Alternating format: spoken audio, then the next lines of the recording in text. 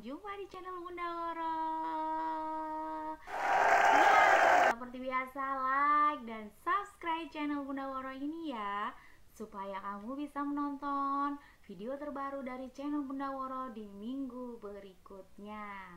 Yes, kali ini Bunda Woro mau bercerita tentang ladang yang ditumbuhi gandum dan lalang. Pembacaan diambil dari kitab Matius bab 13 ayat 24 sampai 30. Seperti biasa kita tidak akan membaca kitab sucinya, tetapi Bunda Ora akan menceritakan isi tentang kitab suci itu. Nanti kamu baca sendiri ya. Oke, bacaannya itu bercerita tentang seorang tuan dan hamba. Seorang tuan dan hamba, dan tuan itu memiliki ladang yang sangat luas. Nah, ladangnya ditaburi benih gandum. Nah, benih gandum ini, gandum yang sebelah sini teman-teman, dan ini gambar lalang. Nah, pada saat malam hari ada orang jahat yang menabur benih rumput lalang di ladangnya yang sudah ditaburi dengan gandum itu. Pada masa tunas, hambanya melihat, oh ternyata yang tumbuh itu bukan hanya gandum saja, tapi ada lalang. Datanglah ia kepada tuannya dan berkata, "Tuan, apa-apa perlu saya mencabut rumput lalang di antara gandum itu?" Kemudian kata tuannya, "Oh, tidak perlu, tidak, jangan. Soalnya mereka hampir mirip nih pada saat tumbuh. Seperti ini teman-teman, lalang dan gandum itu sama, mirip. Tunasnya sama, sehingga tuannya takut. Nanti jangan-jangan yang terjabut malah gandumnya. Jadi kata tuannya, biarkan mereka tumbuh sampai masa panen tiba. Nah, ketika masa panen tiba, ikatlah lalang, ikatlah lalang itu, kemudian bakarlah. Nah, dan untuk gandum masukkanlah ya ke dalam lumbungku. Nih, dia punya lumbung besar sekali seperti rumah ya. Oke, seperti itu ilustrasinya tentang kitab suci kita. Maksudnya apa sih Bunda Woro? Ya, maksudnya seperti ini.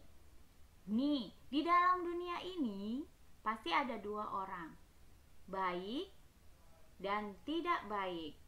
Sama, anak-anak pun juga, kalian juga pasti tahu dong, ada anak-anak yang baik, ada anak-anak yang tidak baik. Nah, yang baik itu seperti apa? Yang baik itu selalu melakukan tugas dengan baik, selalu berbuat baik, berkata-kata baik, rajin berdoa, rajin belajar, menurut sama orang tua, dan semua hal yang baik dia selalu lakukan.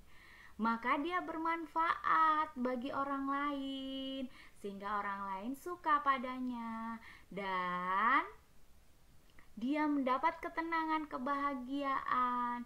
Dia mendapat sesuatu yang tidak didapatkan oleh orang yang tidak baik. Nanti Bunda Woro ceritain ya tentang orang yang tidak baik itu seperti apa ya. Tapi Bunda Woro mau kasih tahu, orang baik itu nanti ketika sudah meninggal perginya kemana? Ke surga. Kalau gandum tadi ketika dipanen perginya kemana? Ke lumbung tuannya, ya kan? Nah, bagaimana kalau orang jahat, orang tidak baik? Orang tidak baik itu selalu tidak baik, melakukan hal yang tidak baik, mengatai orang dengan kata-kata kotor atau kata-kata binatang. Kemudian dia tidak mau melakukan tugas. Kalau ada tugas, ada PR, tidak mau. Bangun tidur saja dibangunin oleh mamanya, dia marah-marah sama mamanya atau nangis. Ayo, siapa yang masih suka nangis? Itu tidak baik ya. Mulai sekarang tidak boleh itu seperti itu.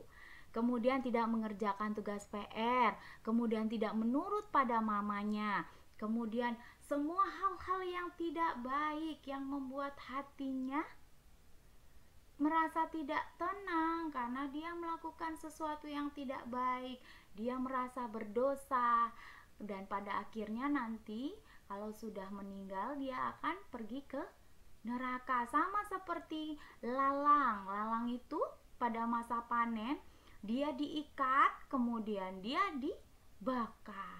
Nah, sekarang kamu tahu kamu harus jadi apa? Kamu harus jadi anak baik, seperti tumbuhan gandum. Jadilah anak yang baik dimanapun kamu berada, menurut pada mama papa, dan lakukan hal yang baik di setiap saat bersama siapapun. Maka kamu akan berbahagia dan nanti masuk surga. Oke, sekian cerita dari Bunda Woro. Tetap jadi anak yang baik. Sampai jumpa. Tuhan Yesus memberkati.